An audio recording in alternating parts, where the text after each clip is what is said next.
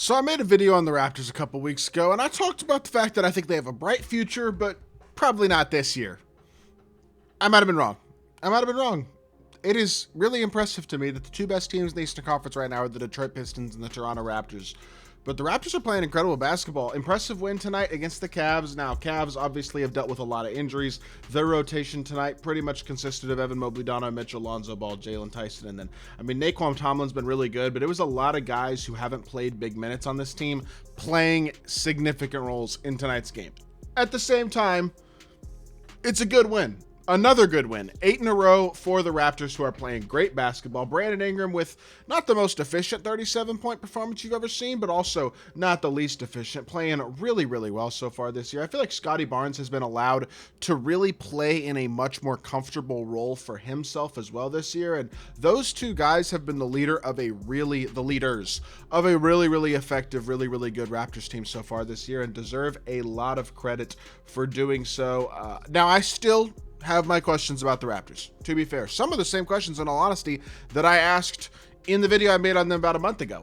But I would be lying to say that I have not been very, very impressed so far this year by what they've been able to do.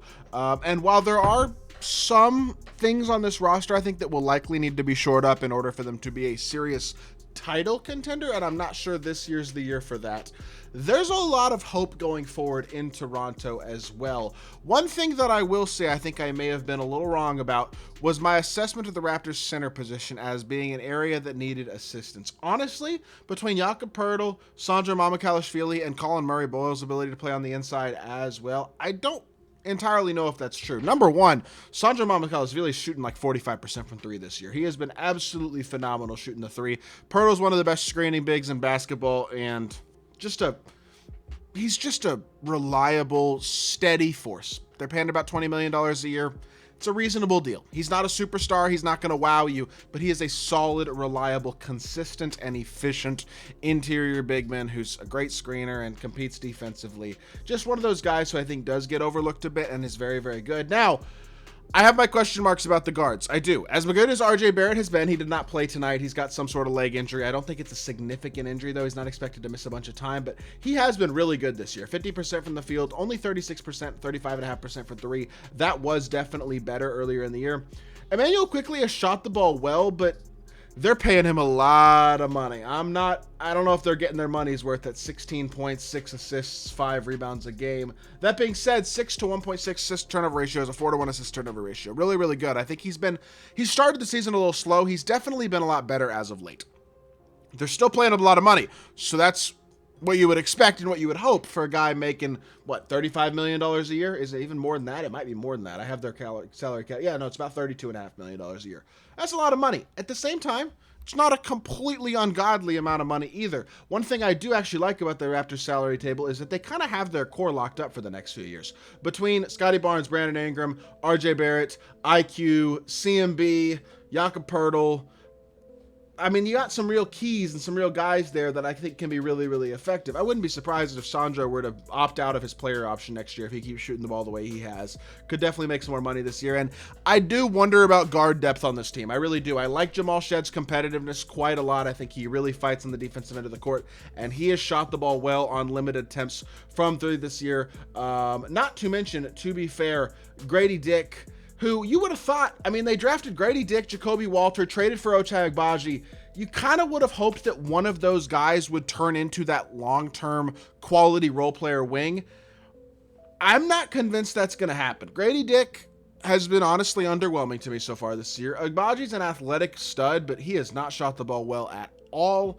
Jacoby Walter's probably the most promising of the group and also is the youngest of the group, but still, I'm not 100% sold there either. Maybe he continues to step up. He's played well these last couple games, getting a little more opportunity, so maybe that continues.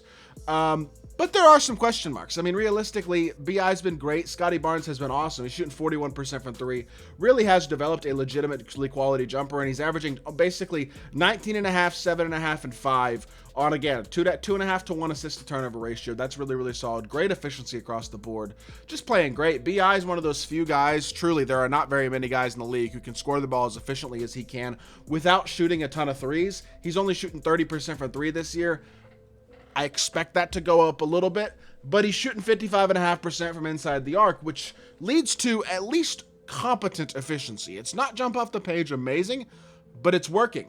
And this team is so much better offensively than they've been the last few years. That's one thing that I think you can really take away from this team this year, is that they're solid defensively. They're 7th in the league in defense, and that's good, and that's what you want to see. But the biggest jump for this team has really been the offensive end of the court this year. 6th in offensive rating in all of basketball this year. Those two combined lead to the 5th best net rating in basketball before tonight's game. Those numbers should actually improve a little bit, at least net rating wise, after tonight's game.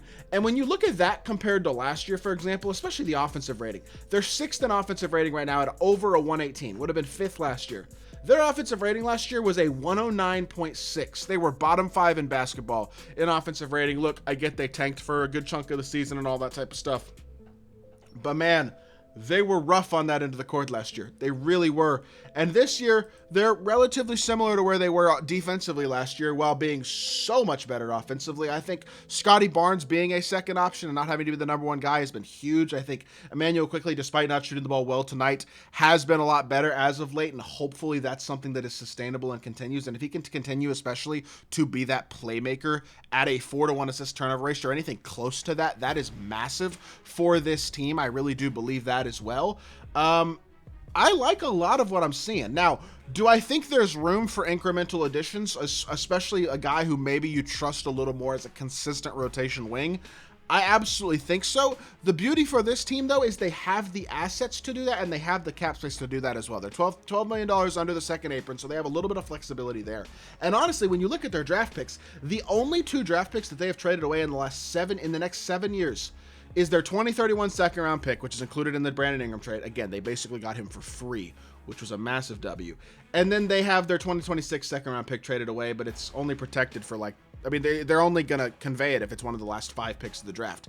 Probably not going to happen. If it does, that means they had a spectacular year anyway, and so that's okay nonetheless. But realistically, they're probably not even going to convey that pick. So they have a ton of draft assets. They have basically a Lakers second this year and all of their own assets for the next 7 years, pretty much. And they have good versatility salary cap wise too, which means they have the flexibility to go out and make moves at the deadline. This is a team that absolutely could be active at the deadline, and they have the types of contracts as well to include in deals. Guys who are making a lot of money. The Emmanuel Quickley, RJ Barrett, Jakob Poeltl. I know Raptors fans aren't going to want to trade, especially like RJ Barrett, Jakob Poeltl. I get it. But the point is they have the flexibility to make moves if they decide to go in a direction of more trying to push a little bit more chips towards the middle and trying to compete now. And the one thing that I think is going to make a lot of teams in the East, the Pistons, the Raptors, teams like that, a lot more interested in potentially doing so is the fact that it's so wide open this year.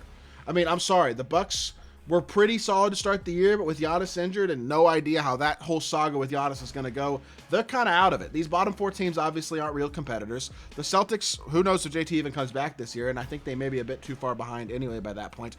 Bulls aren't ready. Magic have played a lot better as of late, but I'm not sold. Sixers have been solid, but again, I'm not sold there either. The Hawks might be better without Trey, but are they really a finals team? I don't know. That's a team I should make a video out, by the way, here in the near future, is the Hawks. The Knicks have been hit or miss. I'm not 100% sold on that whole Cat situation going on there, and just the Knicks in general I'm a little concerned about. And the Cavs, who the Raptors beat tonight, are not world beaters. They've never been a huge playoff threat either, even after a couple of really great regular seasons. Last year was amazing, but still, playoff-wise, not unbelievable for the Cavs.